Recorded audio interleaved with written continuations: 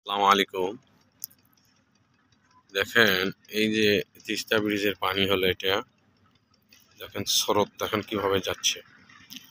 এটা হলো তিস্তা ব্রিজের একটা শাখা বয়ে আসছে উপর সাইড দিয়ে।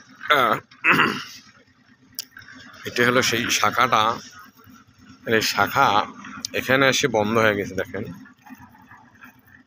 এই জায়গায়।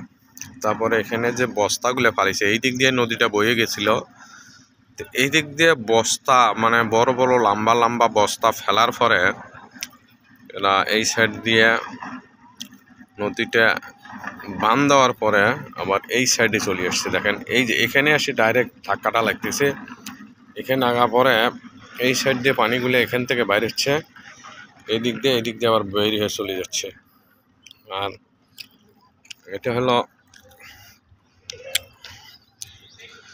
এই সাইডে যাতে ভাঙতে না পারে এই জন্য ব্লকগুলো ফেলানো হয়েছে। আর এই যে দেখেন লম্বা লম্বা গাছগুলো বস্তা ফেলাইছে।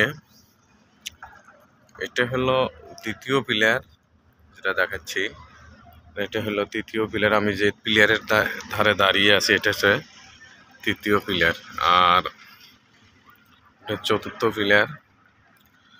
আবারও সালাম জানিয়ে শেষ করছি। আসসালামু আলাইকুম।